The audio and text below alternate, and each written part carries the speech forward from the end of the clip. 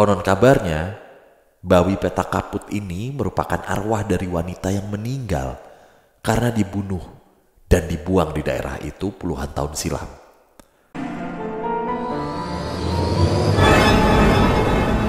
Assalamualaikum warahmatullahi wabarakatuh. Shalom, Om Swastiastu. Namo Buddhaya. Salam kebajikan. Selamat datang kembali di podcast Malam Kliwon episode 545. Nah, ini dia. Kamu bisa melihat di YouTube, mendengarkan di Spotify, dan jangan lupa ada konten eksklusif juga yang tayang di Noise. Yoi. Potongannya tapi ada di Spotify juga untuk kamu bisa klik linknya ya. Betul. Terima kasih semuanya semuanya teman Kliwon yang sudah subscribe kemarin ya. Ya, kita mengucapkan banyak terima kasih buat teman Kliwon yang udah purchase PMK Uncensored. Betul. Buat kamu yang belum nonton, buruan nonton karena masih harga promo. Ya. Linknya bisa langsung lihat di description video ini. Betul. Pun nggak harga promo, nggak jauh-jauh juga guys. Betul. Bener Hanya gitu ya. seharga kopi susu gaul kamu. Bisa lebih mahal. Bisa lebih mahal. Masa sih? Bisa lebih mahal. Tergantung gaulnya di mana sih. Ah iya benar juga. Iya. Beda juga. Saya kan Ya. gaulnya juga. di Islandia. Benar juga. Apa kabar teman Kliwon? Absen dulu yang lagi di YouTube. Semoga Yoi. harinya bahagia, lancar segala urusan, sehat selalu ya. Wah, nih mulai banyak yang ngirim-ngirim fun fact lagi ke gua. Kemarin tapi gue lupa gue archive sih. Ada yang ngasih saran, backsoundnya dikasihin rintik-rintik hujan, deburan ombak, siulan apa gitu ya. Terima kasih. Terus aduh mana ya kemarin ya, cocok nih buat fun fact gitu. Wah berarti dia masih di episode 200-an. Mungkin iya karena banyak fun fact. Tapi akhirnya jadi fun fact buat gue sih. Hewan yang membunuh dengan pantatnya. Apa? Ada. Rikisi. Bukan. Itu bukan. Itu Gibran. Itu Gibran. Tapi kan dengan pantatnya. Oh lebah lah. Iya, kan? itu bisa. Iya kan lebah pakai pantat nyengatnya. Habis itu mati. Ada. Hewannya kayak kapibara gitu. Apa ya? Ada. Nanti deh gua lihat lagi deh. Ya karena itu penting banget buat keberlangsungan. Wombat, namanya wombat. Oh, iya kayak kapibara benar. Wombat. Dia akan menghentak-hentakan pantatnya sampai mati lawannya mati. Oke. Ini kita nggak akan bicara soal wombat ya, karena udah ada sebuah cerita dari teman Kliwon yang domisilinya itu sedang ramai diperbincangkan, terutama di bulan Agustus ini. IKN. Dia dari Penajem Pasar Ya, Utara. Penajem Pasar Utara. Oke, langsung aja ya. Ya. Assalamualaikum, halo Mas Bimo dan Mas Danu. Semoga sehat selalu ya. Panggil aja aku Kansa. Saat ini berdomisili di Kabupaten Penajam Pasar Utara, Kalimantan Timur. Nah, tapi cerita yang mau aku bacain ini lokasinya di rumah masa kecilku di Kabupaten Majalengka, Jawa Barat. Cerita ini terjadi ketika hari ketiga setelah nenekku wafat. Saat itu aku masih kelas 3 SD dan masih sangat membekas sampai sekarang. Aku udah beranak 2 nih sekarang. Oke. Seperti biasa, jika ada anggota keluarga yang wafat, keluarga besar tuh hadir dan nginep di rumah duka sampai hari ke-7. Kebetulan waktu itu nenek tinggal bersama keluargaku. Ya, karena emang itu rumah nenek sih. Lanjut ya. Pada malam ketiga itu aku nggak tidur di kamarku, tapi aku tidur di ruang tengah bersama sepupu dan saudara yang lain. Saat lagi enak-enaknya tidur, tiba-tiba aku digendong oleh bapakku. Aku gak curiga, soalnya bapak memang selalu melakukan hal yang sama kalau aku ketiduran di ruang tengah, dan akan ia pindahkan ke kamarku. Saat itu aku agak melek dan sedikit melihat jam dinding. Ternyata sudah jam 00.55, alias hampir hampir jam 1 dini hari. Awalnya kukira bapak akan membawaku ke kamar, tapi ternyata tidak. Bapak membawaku ke kamar almarhumah nenekku. Oke, di sini aku masih belum curiga, karena mungkin di kamarku udah penuh sama keluarga yang lain. Dan selama nenek masih hidup, aku juga lumayan deket sama nenek. Jadi aku nyaman-nyaman aja lah tidur di kamar beliau. Kamar nenekku itu cukup luas. Ranjangnya masih ranjang besi zaman dulu, yang kalau kita duduk tuh ada suaranya gitu, kriek kriek gitu ya. Yang atasnya tuh ada tempat kayak kelambu. Nah, di seberang kamar nenek ada kamar orang tuaku, di mana bapak dan mama tidur. Setelah bapak menaruhku di ranjang nenek, aku kembali tidur. Tapi aku sedikit heran, karena di kamar nenek ini tidak ada satupun keluargaku yang tidur.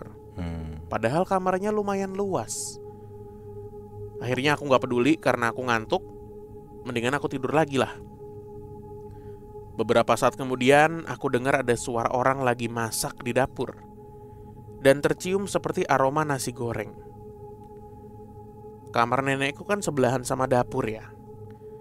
Lagi-lagi aku tidak curiga. Karena ya aku kira ada keluargaku yang kelaparan tengah malam kali. Tapi suara orang masak itu nyaring sekali. Sampai aku gak bisa tidur. Dan lama gitu. Akhirnya aku memutuskan buat bangun dan pergi ke dapur. Dan ternyata gak ada siapapun di dapur. Dan aroma nasi goreng itu pun hilang. Aku kaget dan takut. Aku langsung lari lagi ke kamar nenek. Jujur aku gak tahu kenapa waktu itu aku balik ke kamar nenek. Padahal aku ngelewatin kamar orang tuaku. Atau bisa aja aku ikut ngumpul tidur bareng saudara yang lain. Waktu itu rasanya aku harus balik ke kamar nenek lah. Di kamar nenek, aku ambil selimut dan menutupi seluruh tubuhku. Aku hampir nangis waktu itu. Tiba-tiba dari luar kamar nenek, terdengar suara kuda berjalan dan meringkik. Disusul dengan suara delman. Pokoknya kayak ada suara roda dan lonceng gitulah. Suaranya ini bener-bener jelas. Lewat di depan kamar. Padahal depan kamar nenekku tuh hanya ada jalan gang kecil sekali, yang cuma bisa dilewati satu motor. Gak masuk akal pokoknya. Tapi karena aku waktu itu masih kecil, aku terlalu takut untuk keluar kamar. Jadi aku bertahan dengan tetap selimutan di kamar nenek. Setelah suara kuda dan delman itu lewat, suasana semakin sepi dan mencekam.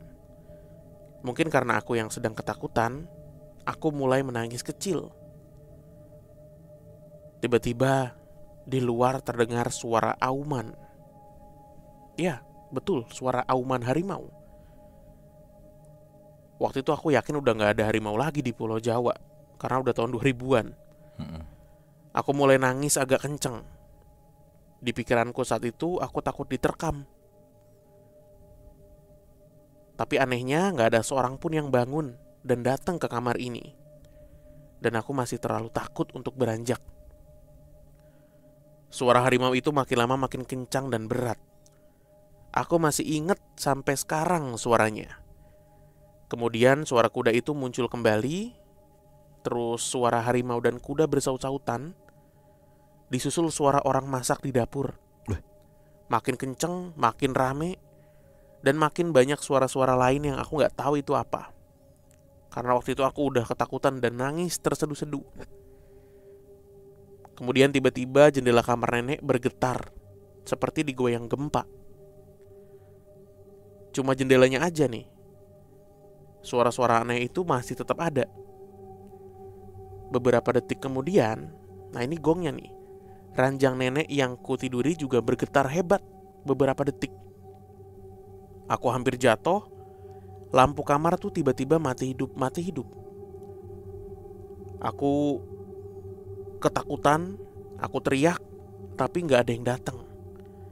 Akhirnya dengan segenap keberanian aku lompat dari ranjang itu.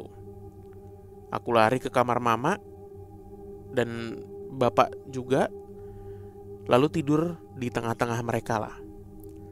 Mamaku bangun kaget dan nanya, "Kamu kenapa, Dek?" Aku gak berani cerita waktu itu karena udah ketakutan banget. Aku cuma jawab, "Gak apa-apa, Mah. Mau tidur sama mama aja." Aku yakin itu bukan gempa, karena barang-barang di atas lemari itu gak ada yang terjatuh. Dan saat itu juga aku melihat jam di kamar orang tuaku.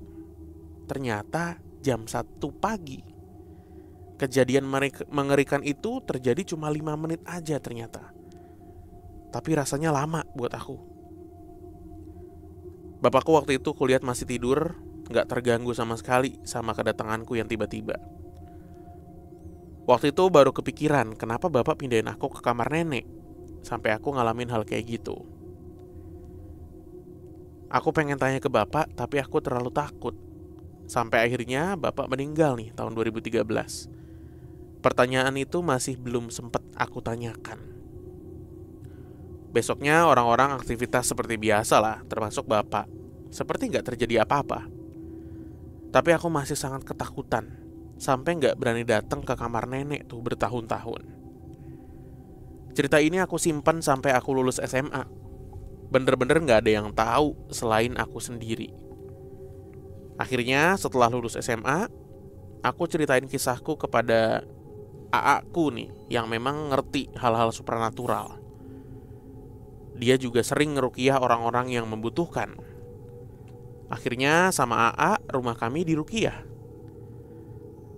Kebetulan bulan lalu aku mudik bersama kedua anakku dan tidur di bekas kamar nenek dulu.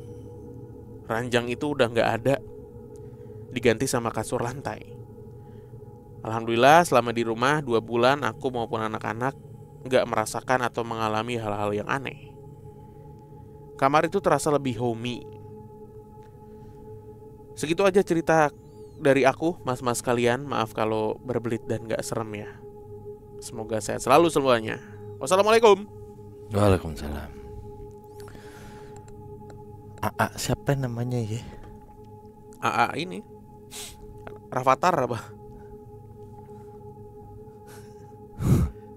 AA. Si AA. Auman harimau. Si nenek ya? Banyak banget loh. Kuda jalan. Iya, delman. Di Ragunan kali dia apa gimana ya?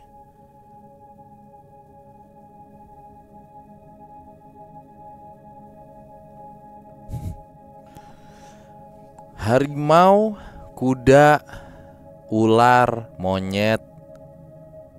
Apalagi ya yang sering kita dengar di cerita-cerita mistis atau orang kesurupan gitu ya. Singa hampir nggak ada ya, malah nggak ada ya. Harimau, macan. Iya, Macan. Selalu harimau kan, atau macan gitu. Ya yang common Singa terdengar nggak gitu. ada. Perwujudan animal ini gitu. Kera. Ya itu kan tadi monyet, kera gitulah sebangsanya gitu. Terus Ular, buaya. buaya, benar. Wombat nggak ada ya. Wombat tuh binatang mana sih? Wombat. Coba kita lihat wombat ya. Wombat. Nama kok wombat. Sulap kali dia leh. Wombat. Sulap. Lagi makan ditanya tuh. Siapa pesulap yang nggak ngomong? Wombat gitu.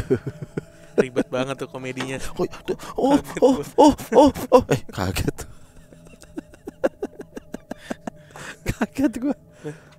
Wombat adalah hewan berkantung, berkaki 4, berotot dan berkaki pendek dari keluarga Vombatidae yang berasal dari Australia. Oh. Gimana tadi, berotot, berkaki No. pendek? Dibilang landak, bukan landak. Iya, dia Berotot, berkaki pendek. Kurt Angel. Aduh. Nggak ada tuh binatang-binatang yang jadi jelmaan ya. Nggak ada. Binatang-binatang begitu. Ada yang aneh nih di rumah neneknya, di kamar neneknya berarti. Mungkin Kalau Tasmania tuh apa leh? Tasmania tuh kayak apa ya, bukan beruang ya? Apa ya? Apa dia? binatangnya apa dia? Mamalia. Ya Tasmania. Nih kayak gini nih. Apa sih? Beruang kecil. Galak lah. Aduh, sorry guys, saya minum susu coklat dulu biar kayak anak kecil. Tuh. Kayak gini. Ya itu. Ada ekornya. Iya kasihan nih si Mbak nih berarti ya. Mbak Kansa tinggalnya di Penajem Pasar Utara dia sekarang. Masa udah pindah duluan? Enggak dong. Enggak tahu. Aduh, neneknya ngapain sih? Ya kita nggak tahu. Ada yang aneh gitu. Beberapa waktu lalu setelah abis tag tuh beberapa hari gitu, gue dapat banyak cerita sebenarnya. Cuman gue lupa dari orang-orang sekitar gitu. Ini gue juga ada cerita nih gitu. Tentang gara-gara keinget nenek gitu. Lupa gue. Yang gue inget kemarin ini kan gue habis sama bokap nyokap ya. Akhirnya gue tanya lagi sama nyokap. Abis ngomongin yang teman gue itu main rumah sakit. Akhirnya gue itu lagi. Iya bu, jadi ingat bu dulu yang aku ninggalin bu gitu. Ya kamu kemana? Ibu bangun jam 12 udah gak ada. Jam 5 depan ibu meninggal. Lah ini anak mana? Terus gue tanya kan, tapi ibu sempat ngobrol gak sih sama yang di depannya? Oh, ya ngobrol antara pasien. Yang jadi permasalahan itu ternyata ruangan bekas ICU. Terus dijadiin kan renovasi ya, jadi rawat inap. Tempatnya gede, gelap, auranya nggak enak. Lah kita kan ngerasa emang nggak enak gitu. Bokap gue nyeletuk, itu mah karena kedinginan aja Mas Bimo. Wah bukan pak, bukan kedinginan. Iya ibu kan kaki ketemu kaki. Jam 5 ibu bangun udah nggak ada orangnya. Mbak oh meninggal mbak, nanya gitu. Nah terus iya tuh. Tapi sebelum meninggal itu, hal terakhir yang ibu ingat gitu, si ibunya itu minta Fanta gitu. Mintanya udah aneh-aneh gitu loh Le. Udah minta yang orang sakit minta minum soda gitu. Iya kayaknya gua nggak tahu deh gitu. Dia masih bilang gitu, minta ke keluarganya gitu, kayak mau minum ini dong, mau apa-apa gitu, minta bandrek gitu. Bandrek masih normal. Teh talua. Nah ribet tuh. Iya. Kopi kop. Susah banget. Ribet banget. Kopi kop. Pakai disembur blubak. Gua aja susah minta kopi kop. Tuh ada di Aceh ya. Kopi kop. Ada teknik itu kalau mampet tuh. Ditarik dulu, tiup dikit, sedot lagi. Orang udah sakaratul maut minta kopi kop. Ribet banget. Mungkin pihak keluarga kita berkumpul dulu yuk, ya. Mungkin ada yang ingin disampaikan atau permintaan terakhir dari ibu gitu ya. Boleh ibu? Kopi ya. Sekeluarga langsung gitu. Ada aja. Ada granita simple ya. Kudu cari lepek dulu. Aduh, gue kata ibu minta kopi kop. Ribet banget. Bakung hijau ada bakung hijau. Enggak kopi kop. Cuman enak ya. Gue kira tuh kopinya keras loh. Maksudnya yang acidnya tuh strong, tapi ternyata tidak. Apakah waktu itu juga karena sedang kita yang susu kayaknya. Lu yang susu? Oh yang susu iya. Oh kan ada yang hitam juga ya. Benar iya benar. Coklatnya juga ada tuh. Betul. Nggak mau tahu gue, balas dendam pokoknya gue besok ke Aceh lagi. Banyak banget ternyata makanan-makanannya yang di list. Oke, cerita berikutnya nih agak panjang teman Kliwon. Selamat menikmati. Ini tetap masih stay dari Kalimantan. Kalau tadi berarti Kalimantan mana? Penajam ya? Timur ya. Nih timur juga dong berarti. Tapi dia ceritanya di Majalengka. Iya benar. Tapi kan ada kaitannya dengan Kalimantan maksudnya. Yang ini nih kita juga nih. Yuk. Salam kenal Bimo dan Danu. Perkenalkan saya Hans. Siap, Om Hans. Keren mobil dan rambutnya. Salam buat Sarah. Mansidul. Mana lu? Iya. Udah nggak usah ditungguin. Itu kemarin kita bercanda yang mana ya? Itu di depan kantor. Binta mau balik. Oh iya. Kayak nungguin Sidul. Mana lu? Udah nggak usah ditungguin. Candaan tua banget. Najis. Saya berdomisili di Cibubur saat ini. Saya baru mendengarkan PMK sejak akhir tahun lalu dan tertarik untuk mengirimkan cerita yang pernah saya alami. Langsung aja ke cerita ya. Kisah ini terjadi pada tahun 2014. Saat itu saya dan 2 orang rekan saya sedang bertugas di Balikpapan, Kalimantan Timur. Sudah berjalan 1 minggu kami di sana dikarenakan sedang mengerjakan satu proyek di area bandara. Hari itu, 1 orang teman saya keluar tugas terlebih dulu ke daerah Samboja untuk mengunjungi sebuah workshop yang ikut kerjasama dengan pengerjaan proyek kami. Selesai bekerja, kami berdua berangkat ke Samboja dengan mobil untuk menjemput rekan saya. Karena memang agak sulit kalau sudah malam, transportasi dari sana untuk kembali ke Balikpapan. Sudah hampir pukul 8 malam saat itu kami berangkat. Berbekal Gmaps atau Google Maps, kami berangkat ke Samboja. Di Maps tertulis perjalanan memakan waktu 1,5 jam. Selama di Balikpapan, kami belum pernah ke Samboja sebelumnya.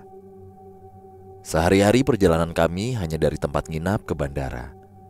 Ya, paling di sekitar kota aja. Kami berangkat dengan mobil yang disewa perusahaan untuk kami selama di sana. Nanti kalau ada warung makan atau nasi goreng, kita berhenti dulu ya, makan dulu sebentar, ucap teman saya sambil nyetir. Oke, nanti sekalian bungkus juga buat si Adi, kata saya. Selepas area kota, jalan yang kami lalui agak sepi, gelap dan agak menanjak. Daerah perbukitan sepertinya. Jarang kami temui mobil yang berpapasan lewat sana. Kendaraan yang searah dengan kami pun tidak ada saat itu. Lampu penerangan jalan agak jarang dan jauh-jauh jaraknya. Kurang lebih 40 menit berjalan, di depan kami ada jalan yang agak berbelok ke kanan. Dari kejauhan, kami melihat ada seorang pria berjongkok di samping motornya di pinggir jalan. Lampu jalan di titik itu agak jauh, namun masih sedikit bisa menyinari posisi lelaki itu berada. Motornya mogok sepertinya, pikir saya. Teman saya pun berpikir yang sama saat itu. Coba kita berhenti dulu ya. Coba lo tanya Hans, kenapa tuh si bapak, biar kita bantu, kata teman saya. Sekilas kami melihat perawakan bapak itu ketika tersorot lampu mobil. Wajahnya tuh tertunduk.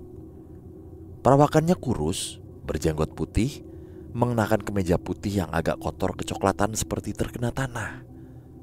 Di sampingnya ada barang yang sepertinya tas bahan kain menutupi kakinya sebagian. Motornya motor bebek yang modelnya sudah tua, mungkin keluaran 80-an ini. Lalu kami meminggirkan mobil beberapa meter ke depan setelah motor si bapak. Gue turun dulu aja Ri, biar gue cek dulu, lo di mobil aja. Gak usah dimatiin mesinnya, jaga-jaga aja ya, ucap saya ke teman saya yang namanya Ari. Ya udah hati-hati, gitu kata teman saya. Kami waspada aja karena jalan sangat sepi dan gelap. Takutnya ini modus kejahatan tertentu. Sebelum saya turun dari mobil, saya sempat melihat spion samping sejenak. Agak samar karena gelap. Terlihat bapak itu masih dengan posisi yang sama, berjongkok di sebelah motornya dan tertunduk. Ketika saya turun dari mobil dan berjalan ke belakang, saya gak menemukan bapak itu dan motornya. Hilang seketika. Saya berdiri sejenak di sana untuk menegaskan, dan benar, gak ada siapa-siapa di sana. Saya melihat sekeliling pun gelap, hanya pepohonan di pinggir jalan. Langsung saja saya kembali ke mobil dan bilang ke teman saya, ayo jalan. Loh kenapa Hans? Orangnya hilang. Hah, yang bener aja Hans, udah jalan aja, saya berkata menegaskan kembali. Teman saya segera menjalankan mobil, bahkan sempat melihat ke belakang. Dan karena tikungan, terlihat memang tidak ada seseorang pun di arah belakang mobil kami. "Tuh, gak ada kan?" kata saya lagi. "Astagfirullah, itu tadi apa ya?" ucap teman saya. Teman saya agak menambah kecepatan mobil karena panik. Ri, pelan-pelan aja Ri, tenang aja Ri. Kondisi jalannya gelap nih, hati-hati," kata saya demikian. Sepanjang perjalanan kami membicarakan terus hal yang baru saja kami alami. Masih gak percaya kami akan kejadian yang tadi. Ya, sekitar 20 menit jalan sudah landai, kami melihat ada beberapa warung di depan. Walau jaraknya agak berjauhan. Warung-warung itu ada di sisi kiri jalan, yang merupakan dataran yang menurun, atau lebih tepatnya seperti jurang lah. Di sebelah kanan jalan merupakan tebing yang tidak begitu tinggi. Kami berhenti di sebuah kedai nasi goreng. Kondisinya sepi, gak ada pengunjungnya. Namun kondisi kedainya cukup terang. Setelah parkir, kami mendatangi kedai itu. Hanya ada kedai nasi goreng itu saja di sana yang saya lihat. Ada warung lain jaraknya agak jauh, sekitar 30-50 meteran. Kedai itu bentuknya ada rumah di bawahnya, seperti model rumah dengan warung di jalan atau di jalur puncak Bogor lah. Di atasnya tuh warung sejajar dengan jalan, dan rumah-rumah tuh ada di bawahnya tuh. Bayang lah ya. Seorang wanita muncul dari arah samping kedai dan menghampiri kami. "Mau pesan makan?" tanya wanita itu. "Iya Kak, nasi goreng 2 ya, makan di sini aja. Sedang aja pedasnya. 1 lagi dibungkus. Tapi buat nanti aja kalau udah hampir selesai kami makan," ucap teman saya. "Silahkan duduk," wanita itu membalas. Suaranya kecil, wajahnya agak pucat. Ia tersenyum ke arah kami. Umurnya mungkin kalau ditaksir sekitar 25-30 tahun menurut saya. Ia mengenakan baju terusan panjang warna hijau dengan sedikit corak batik. Seperti corak batik Kalimantan atau Sulawesi, yang pasti bukan corak batik Jawa. Sambil menunggu, kami masih membicarakan kejadian sebelumnya, sambil sesekali melihat ke arah wanita itu memanaskan nasi. Jadi kalau di sini nasi gorengnya itu sudah dibuat banyak sebelumnya dan dipanaskan kembali saat ada yang beli. Saya mengambil air minum yang tersedia di sisi lain meja dan melanjutkan ngobrol. Setelah selesai, wanita itu memberikan nasi gorengnya kepada kami. "Silahkan," ucapnya sambil tersenyum. "Terima kasih Kak," ucap saya. Saya perhatikan memang wajahnya pucat. Lalu ia berjalan dan berdiri di samping kiri kedai menghadap ke arah pepohonan yang ada di sana. Saya dan teman saya saling bertatap agak heran. Agak aneh nih wanita. Karena memang sudah lapar, kami lanjut nyantap nasi goreng yang disajikan. Saya sempat mengirim pesan via WhatsApp ke teman saya di Samboja untuk mengabarkan mungkin kurang dari 1 jam lagi kami sampai. Saat makan kami hampir habis, teman saya manggil wanita itu dan berkata, "Kak, nasi yang buat dibungkus sudah boleh disiapkan ya?" Wanita itu masih berdiri berdiam menatap ke arah pepohonan. "Kak," panggil teman saya lagi. Wanita itu masih terdiam. Teman saya hampir beranjak dari tempat duduknya untuk menghampiri wanita itu. Namun sesaat kemudian, tiba-tiba wanita itu menatap tajam ke arah kami sambil tersenyum lebar dan semakin lebar. Senyumannya sangat mengerikan karena mulutnya melebar hingga hampir sampai ke telinga. Mata wanita itu berubah menjadi hitam semua. Tiba-tiba ia bergerak ke arah jalan raya yang gelap, namun tidak berjalan, tapi bergerak seperti mengambang, dan tiba-tiba menghilang perlahan. Dan sebelumnya nampak jelas. Dari sebelumnya nampak jelas, kemudian seperti transparan dan hilang. Sontak saja kami berdua sangat kaget melihat itu. Saya segera bangun dari tempat duduk saya, dan teman saya karena kagetnya tangannya menyenggol gelas kaca di meja. Kemudian jatuh dan pecah. Kami segera menuju ke arah mobil karena syok dan sedikit takut saat itu. Kejadian apa lagi ini, pikir saya. Hans, ayo cabut Hans, ujar teman saya dan melangkah lebih dulu ke arah mobil. Namun tiba-tiba muncul seorang bapak dari tangga arah bawah kedai. Bapak itu melihat ke arah kami. Dia berkata, "Ada apa, Dek?" Suaranya masa gitu. Lah kita nggak tahu. Siapa? Ada apa ya? Gitu. Ada apa, Dek? Gimana? Ada apa, Dek? Nah kan Nah, itu kan di di Jawa. Iya. Mau pesan makan ya? Maaf, tadi saya tinggal ke bawah dulu, ujar bapak itu. Kami berdua masih terdiam karena sedikit syok karena kejadian barusan. Wanita tadi hilang dan tiba-tiba bapak itu muncul. Bapak itu kembali berkata, "Ada apa, Dek? Mau pesan apa? Mau pesan makan?" Karena posisi saya yang paling dekat dengan bapak itu, saya menjawab, "Maaf Pak, Bapak yang punya kedai ini?" Saya berkata sambil melihat si bapak dari bawah ke atas. Saya ingin memastikan saja kalau si bapak ini menapak tanah. Karena katanya kalau makhluk halus tidak menapak tanah. Nah, saya melihat si bapak menggunakan sendal saat itu. Kondisi saat itu membuat pikiran saya menjadi agak kacau. Nggak percaya akan apa yang saya lihat. Akan apa saja yang saya lihat maksudnya. "Pak, iya Pak, kami sudah makan. Kami justru mau pesan lagi dan bayar," jawab saya sambil menunjuk ke arah meja di kedai itu. Hanya saja tadi saya langsung terdiam. Karena saat saya melihat ke meja, tidak ada piring bekas makan kami di sana. Hanya ada gelas bekas saya minum dan pecahan gelas bekas teman saya yang terjatuh tadi di bawah meja.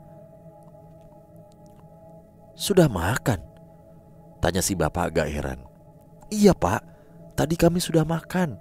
Ada wanita yang melayani tadi, tapi tiba-tiba menghilang," ucap teman saya yang masih agak syok saat itu.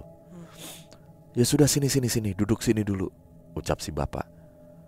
Kami mengikuti si bapak duduk kembali ke arah meja makan kedai tadi. Si bapak mengambilkan air putih untuk kami. "Ini pada mau menuju kemana?" kata si bapak sambil meletakkan gelas air putih di depan kami. Teman saya wajahnya masih pucat saat itu. Kami baru tenang ketika ada 2 anak remaja yang datang dengan motor dan parkir di depan kedai, yang ternyata itu anak si bapak dan temannya. "Kami mau ke Samboja Pak," kata saya.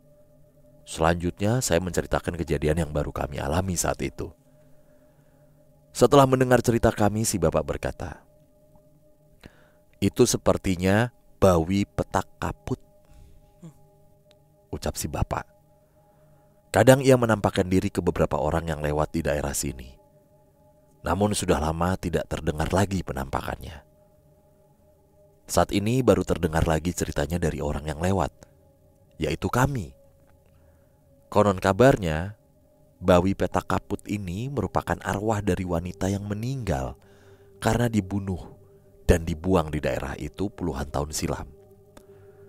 Akhirnya kami melanjutkan perjalanan dan memutuskan untuk menginap dan mencari penginapan di Samboja. Karena sudah malam juga, takut kalau ada lagi kejadian lainnya yang bisa saja terjadi saat kami pulang malam. Kejadian malam itu masih teringat jelas dalam ingatan saya dan membuat saya gak habis pikir, bagaimana bisa kami mengalami hal mistis 2 kali di saat itu. Belakangan kami baru mengetahui kalau tempat kejadian pertama dengan bapak tua dan motornya itu merupakan kawasan Bukit Soeharto yang memang terkenal angker di sana. Beberapa bulan lalu, saya kembali ke sana karena ada tugas lain dari kantor. Jalur yang pernah saya lalui waktu itu saat ini sudah lebih ramai. Mungkin karena jalur ini juga merupakan salah satu jalur ke IKN dari kota Balikpapan. Sekian cerita dari saya, terima kasih sudah dibacakan.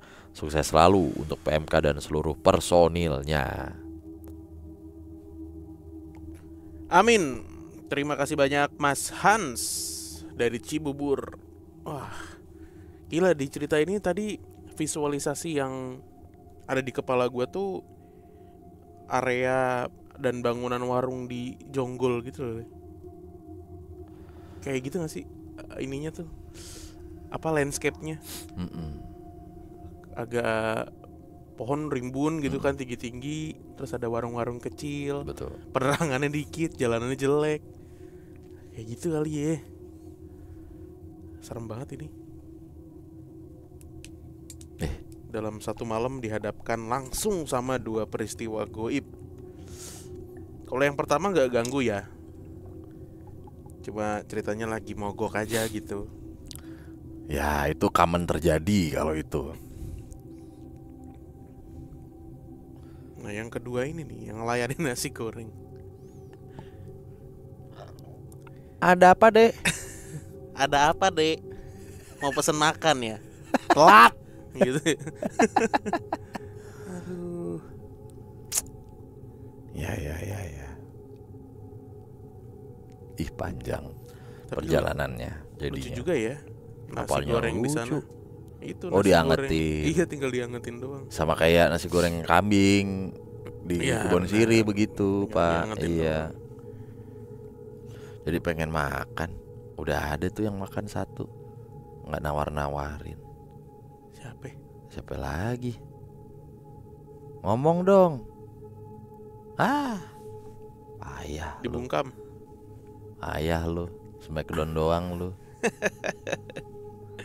Ya wes. Oke, terima Ya. kasih buat teman Kliwon yang udah berbagi ceritanya. Ada Mas Hans tadi, sama sebelumnya Mas Koko.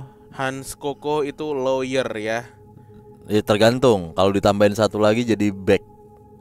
Hans Kokolomel. Nah, Sama satu lagi tadi Kak Kansa ya. Akansa. Sekarang tinggalnya di IKN. Mm-mm. Oke, kita ketemu lagi di episode berikutnya. Terima kasih yang sudah menonton. Dadah.